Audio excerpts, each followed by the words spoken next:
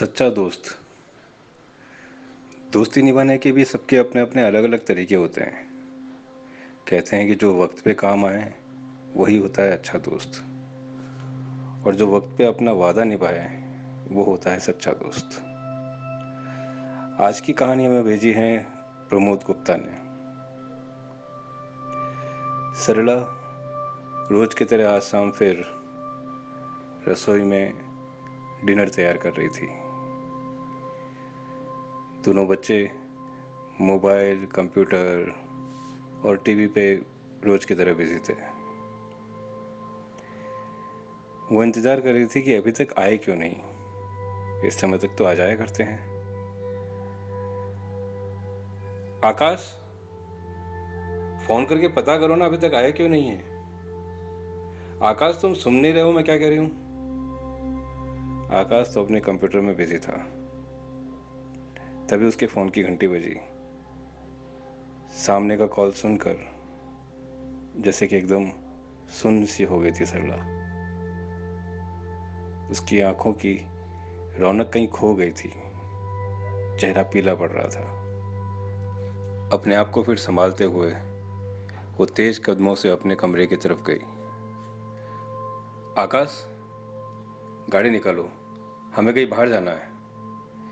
सिमरन, तुम ख्याल रखना, दरवाजा अंदर से अच्छे से बंद कर लेना, हमें आने में लेट हो सकता है। वो बोलते बोलते सीधी अपनी अलमारी की तरफ, अपने अंदर कपड़ों में, पर्स में, ज्वेलरी बॉक्स में जो थोड़े थोड़े पैसे इधर उधर संभाल रखे थे वो सब इकट्ठे किए और अपने बैग में डाले, और तेज कदमों से सीधे आकाश की गाड़ी के पीछे जाके बैठ गई।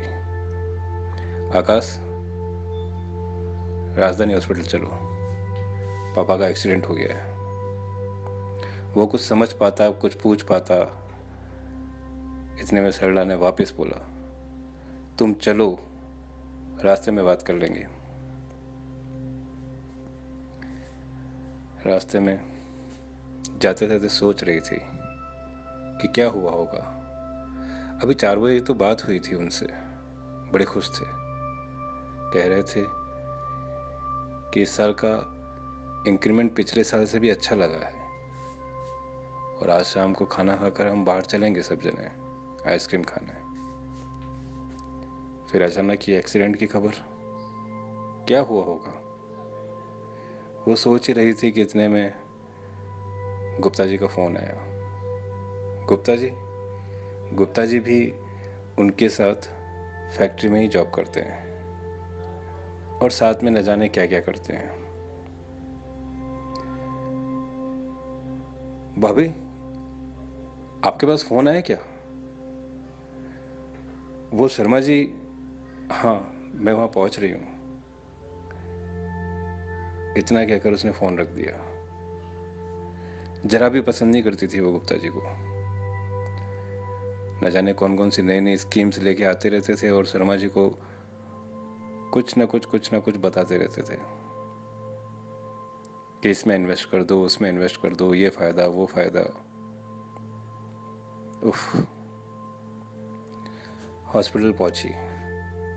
रिसेप्शन पे पता चला कि उन्हें मल्टीपल फ्रैक्चर्स आए हैं, ऑपरेशन करने की जरूरत पड़ेगी।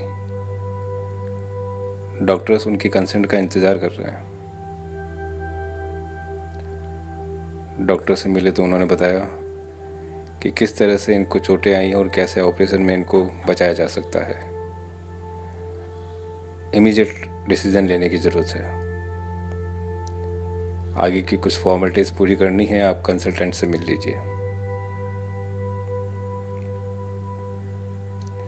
वो कंसल्टेंट के पास बैठी। उसने एक्सरे रिपोर्ट दिखाई। उसने बताया कि कहाँ कहाँ फ्रैक्चर है और किस तरह के ऑपरेशंस करने पड़ेंगे और कौन कौन से डॉक्टर्स का इन्वॉल्वमेंट होगा। कुल मिला के 2.5 लाख का खर्चा आएगा, दवाइयाँ और दूसरे खर्चे अलग। वो सहम सी गई। सोचने लगी कि जैसे तैसे मेरे पास तो सिर्फ 12-13 हज़ार ही है, तो इस अनजाने शहर में मैं कहाँ ढूंढने जाऊंगी और किसे कहूंगी कि मुझे इतना पैसा चाहिए। वो बिल्कुल उदास, लेकिन ऑपरेशन भी कराना जरूरी था। क्या कहती? आप जल्दी बताइए क्या डिसीजन लेना है। उसी के अकॉर्डिंग फिर डॉक्टर साहब से टाइम फिक्स करना होगा, ऑपरेशन का टाइम बुक करना पड़ेगा। आप सोच लीजिए, आप प्लीज़ आधे घंटे में हमको रिप्लाई कर दीजिए। वो आगे कुछ कह पाती, इतने में पीछे से गुप्ता जी आ गए। भाभी आप बिल्कुल भी चिंता मत करो, आप जाओ, वहाँ शर्मा जी को होश आया हुआ है, उनसे मिलो, वो आपको इंतज़ार कर रहे हैं, बार बार आपका नाम पुकार रहे हैं। या मैं संभाल लूँगा। मैं संभाल लूँगा? जिन गुप्ता जी को मैं बिल्कुल पसंद नहीं करती थी, आज वो सबसे आगे आकर कह रहे हैं कि मैं सब कुछ संभाल लूँगा। कैसी मूर्ख हूँ मैं। इंसान को परखने में शायद मैंने गलती कर दी। खैर, ऑपरेशन हुआ, घर भी आ गए। आज 15 दिन पूरे हो चुके हैं और आज वापस हॉस्पिटल ले जाने की जरूरत थी फॉलोअप के लिए। गुप्ता जी ने सुबह ही फ़ोन कर दिया था कि आप चिंता मत कीजिएगा, मैं गाड़ी लेके आ जाऊंगा और चेकअप करा के वापस रेस्ट करना है। 1 महीने तक कहीं पर भी हिलना डुलना नहीं है। जिनके आने पर उनको पानी तक का नहीं पूछती थी, आज उनके आने से पहले चाय और पकोड़े की तैयारी कर रखी थी सरला ने। उनके आते ही बोली कि पहले आप लोग गरम गरम पकोड़े खा लो, सीधे फैक्ट्री से आए होंगे, उसके बाद जाना हॉस्पिटल, अभी तो टाइम है वहाँ जाने में। शर्मा जी अपने टूटे हुए हाथ पांव के साथ आंखों में आंसू लिए हुए गुप्ता जी को बोलने लगे, गुप्ता, तुम्हारा ये एहसान कैसे उतारेंगे? तुमने जो किया है वैसा तो कोई भी शायद ही करे। अरे छोड़ शर्मा, भाभी पकोड़े बहुत अच्छे बनाए हैं और ये गरम गरम अदरक वाली चाय तो वाह, मजा आ गया। लेकिन ये गरम गरम पकोड़े खिला के ये मत समझ लेना कि मैं आपको बिल नहीं दूंगा हॉस्पिटल का। अभी चेकअप करवा के आता हूँ, उसके बाद सारा खर्चा आपके सामने रख दूंगा। और हंसने लगे। सरला भी क्या बोलती, गुप्ता जी सही ही कह रहे थे। एक बार उन्होंने हेल्प कर दी तो पैसे तो लौटाने ही थे उनको। उनके जाने के बाद उसने फिर अपनी अलमारी खोली, ज्वेलरी बॉक्स निकाला,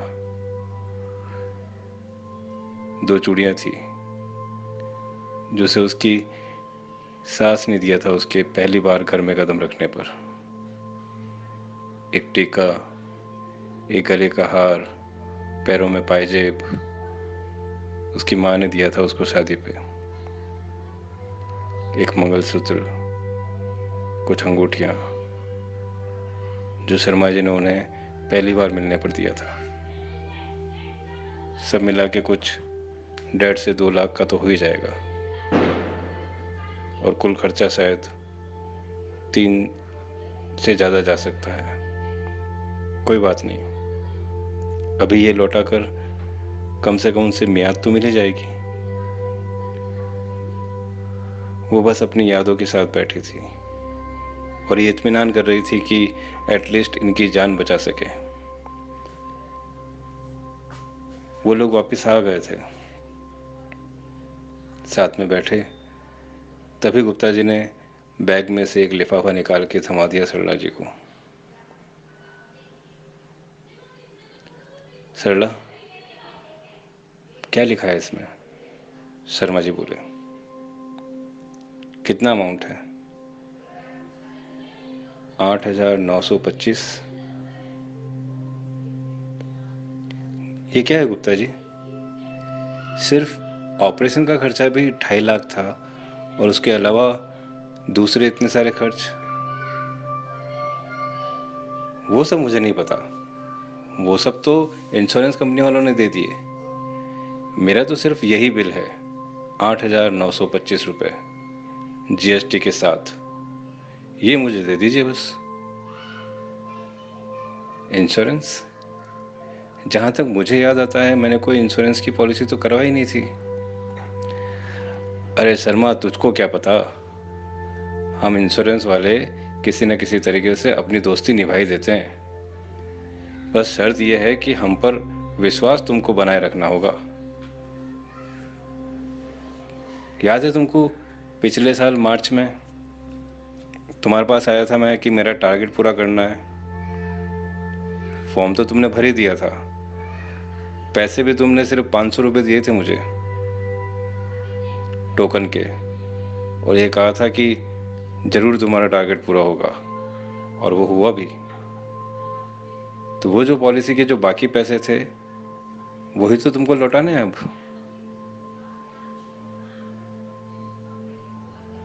सन्नाटा सा छा गया।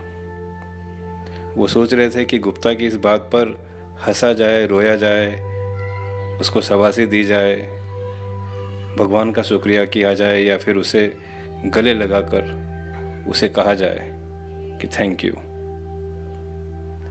थैंक यू एक अच्छी दोस्ती निभाने के लिए। थैंक यू कि एक सच्चे दोस्त से हमारी दोस्ती कराने के लिए। क्योंकि वो कहते हैं ना कि जो समय पे काम आए वो ही अच्छा दोस्त, और जो समय पर अपना वादा निभाए वही होता है सच्चा दोस्त, वही होता है सच्चा दोस्त। तो दोस्तों, आज फिर आपके सामने एक नई मिसाल दोस्ती की। आप खुश रहिए, अपना और अपने परिवार का ख्याल रखिए, और अच्छा दोस्त और सच्चा दोस्त हमेशा अपने जीवन में रखिए। धन्यवाद।